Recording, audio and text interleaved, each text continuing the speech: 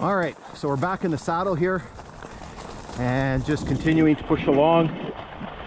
Our next stop is actually right here. We're entering this little cut here, and there's a few of these cuts that we're going to pass through. Here you can see some ties that are still kind of, or pieces of them that are kicking around. So what we have here is, you can see we have the milepost 58 marker. So we'll pull up here and talk a little bit about it. So this is the milepost 58 shows the mileage on the Kinghorn subdivision, and so the mileage on the original line, so the Nipigon subdivision and the Dorion subdivision, are actually different. The Kinghorn subdivision started in Long Lac after the merger. The Nipigon and the Dorion subdivision actually started in Jellicoe, which is just to the east of us. And so what we need to do in order to basically understand the mileage, or get the proper mileage on that one, what we need to do is we need to subtract 49.7 miles. Again, because of the difference in the starting location. So 58 becomes 8.3. So on the original lines, this is milepost 8.3. What's interesting about these milepost markers as well is it's kind of like the telegraph poles. It's kind of hit and miss.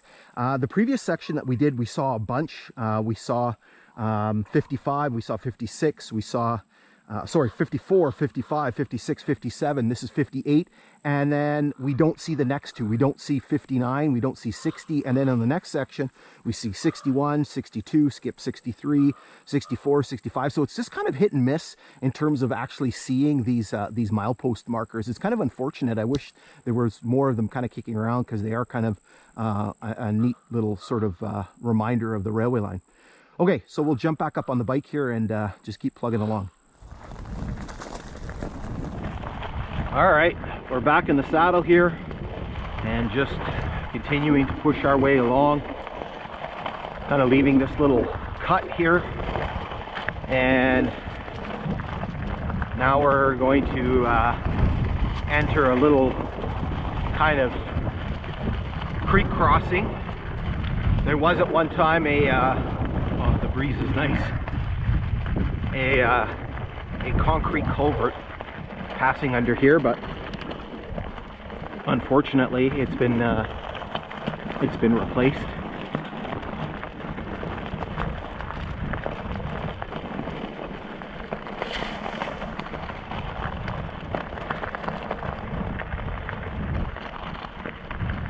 So this creek empties into the Blackwater River, which you're going to see in a second here, coming up on our right, sorry, on my left.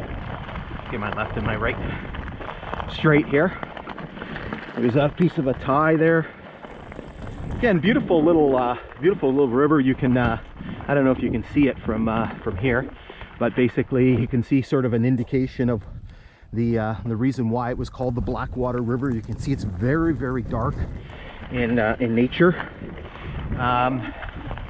If I understand correctly, it's there's the culvert, which is a more modern culvert. You can see a lot of the rock fill that's been placed in here to reinforce the grade. As I was saying about the river, I believe that is due to some of the tannins that are coloring the water. I'm not sure the entire explanation. It's the reason why I'm a history teacher and not a science teacher. Here you can kind of see some of the nature of the geography here, kind of going alongside the river.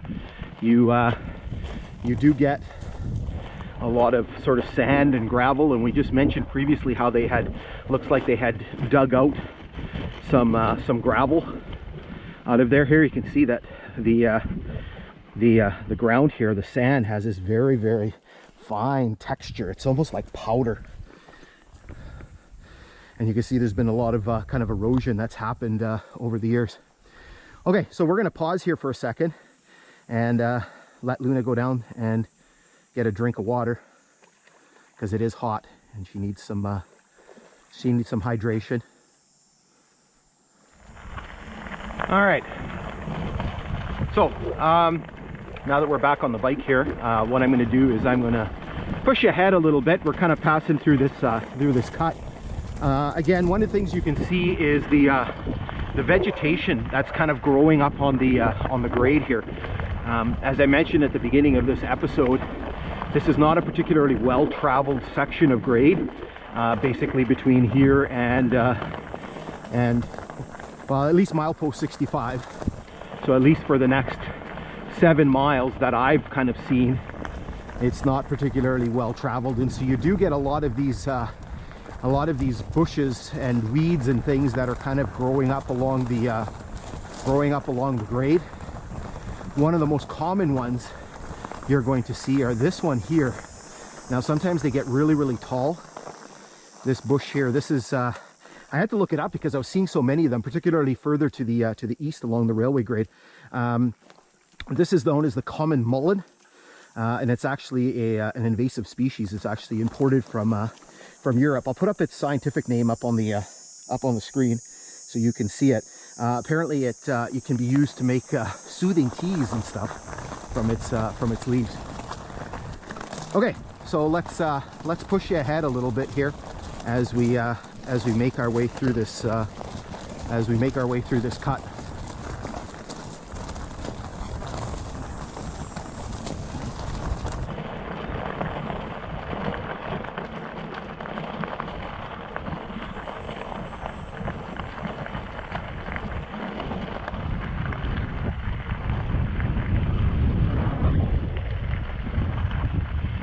So here is another what appears to be kind of dead arm of the Blackwater River. Probably extended up into here at one time as well, but it's kind of been almost completely cut off from the river now. I think the river is just in the tree line there. We do have a culvert under here. I believe it was a concrete culvert at one time, but it's replaced by a metal one. But we do have the mileage on here, so it's 58.37. So that's the mileage on the Kinghorn. And so for the original lines, the Nippigan subdivision and the Dorion subdivision, we have to subtract the 49.7 miles. And so that becomes 8.67. Okay, we're going to resume our westward movement here in 1 minute. All right, so we're continuing our journey here past this dead arm here. A little bit of a breeze helping us out here. You can see the growth here on the grade. You can see lots of those mullins. Again, just not seeing a lot of traffic.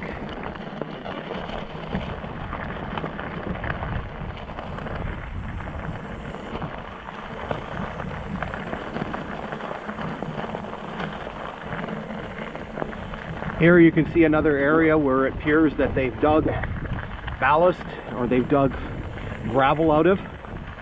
So we have kind of a bit of a cut this one side, and you can see kind of the other side of the cut, and you can see this whole area has been kind of excavated out. Again, I'm guessing original construction and just essentially using whatever was available to build up the grade.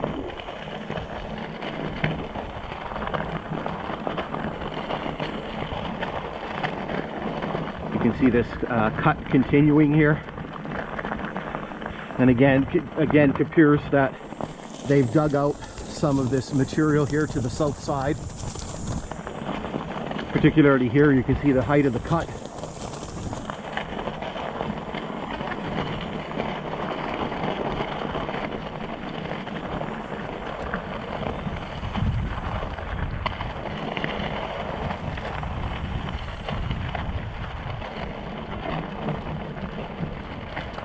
So one of the things that was happening here in recent years was some logging, and so here we have one of the number of roads that kind of crosses the grade, and you can see kind of the area has been logged over here.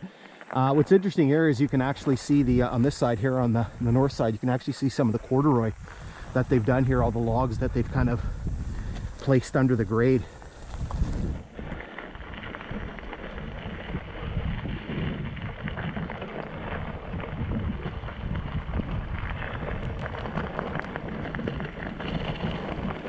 here we have, somewhere here, right here, we have another telegraph pole that we'll stop and take a look at.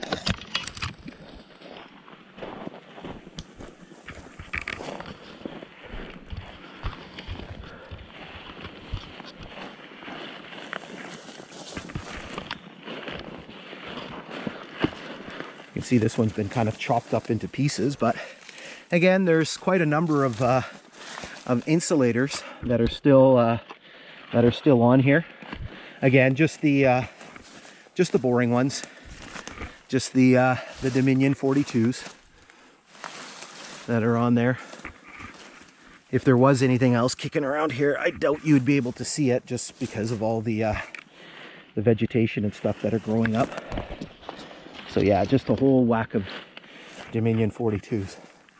All right, so we're gonna hop back up on the grade over there and just keep plugging along.